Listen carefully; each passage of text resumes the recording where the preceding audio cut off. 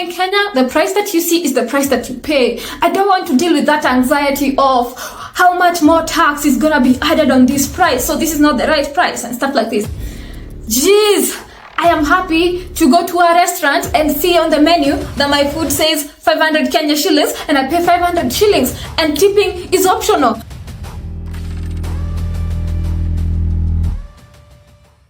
Why Africa is 10 times better than America. Wow, this is an interesting discussion that I found online, and I was like, you know what guys, we have to talk about this because we have to advocate for Africa. Okay, we have to speak our truths as our people. Like we've been talked about a lot. Like it's a high time that we also contribute to this discussion, yeah, and highlight that as much as so many bad things can be said about us, there's still so many amazing things that are here in Africa.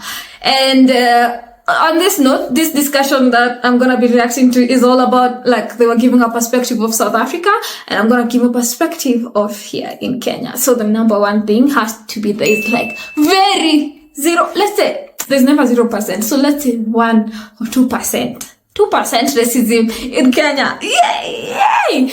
Do you know the interesting thing? If you're not in Nairobi, rarely, maybe Nairobi and Mombasa, rarely will you hear anything to do with racism. Some people don't even have an idea of a full understanding of what racism could be or what it entails. But unfortunately, for the people that are living in America, especially the people of color, and even worse, the black men, systems and ways are put together in a way that they don't favor them, which is a sad story. But anyway, I'm here to talk about how blessed we are. Something else has to be like, we plant our own food. Like, have you heard these stories about GMO and the like? Us, we have our own food.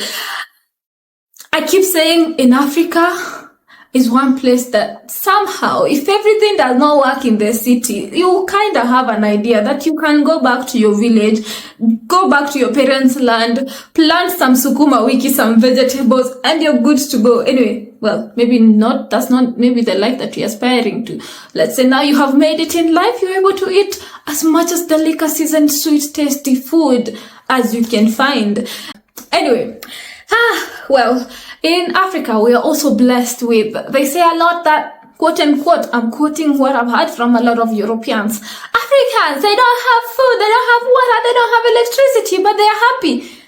Yes, we have to say, yeah, we still do have electricity, we still have water, and we still do have happiness, we still have food. We have all these things, yeah? Because we are able to live life as humans, live life as a community.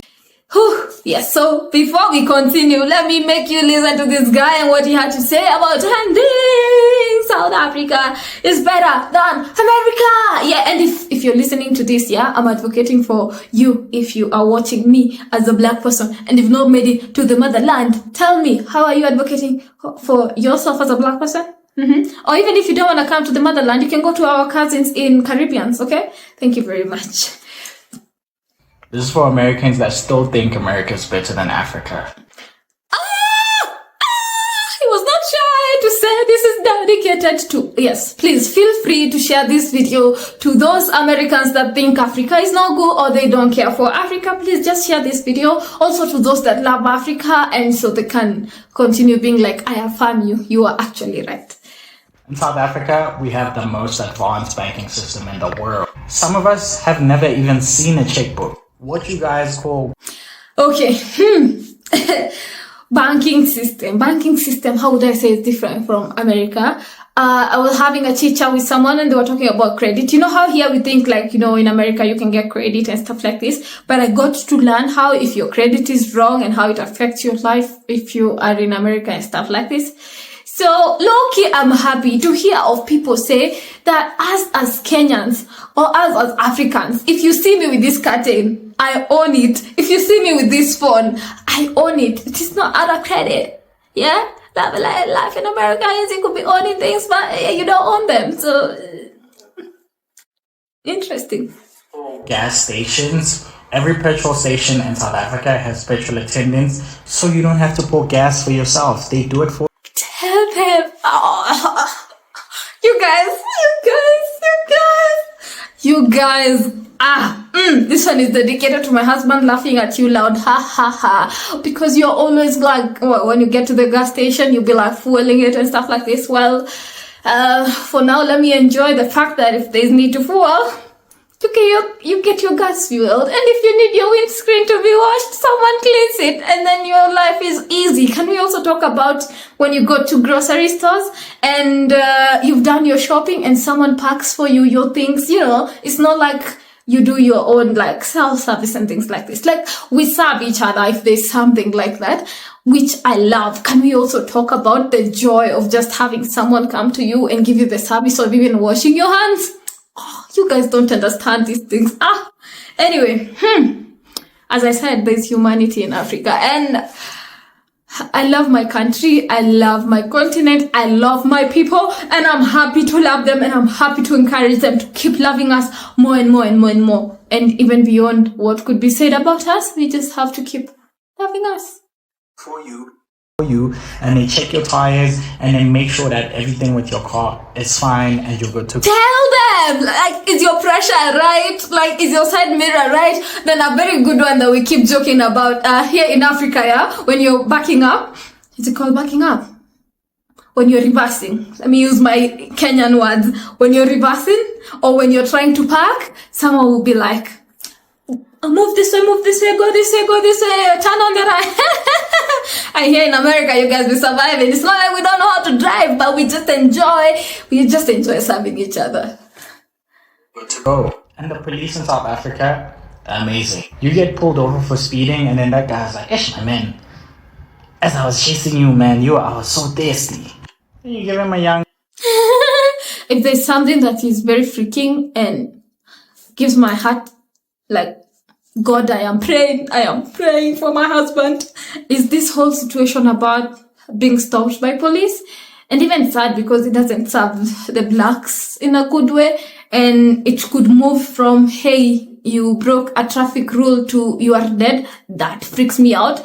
Like, I want to complain about my Kenyan police when I hear stuff like, not like I hear or I even see, like, when a police stops you, just be like, give me some tea. And that's the end of the story. There's nothing like life-threatening.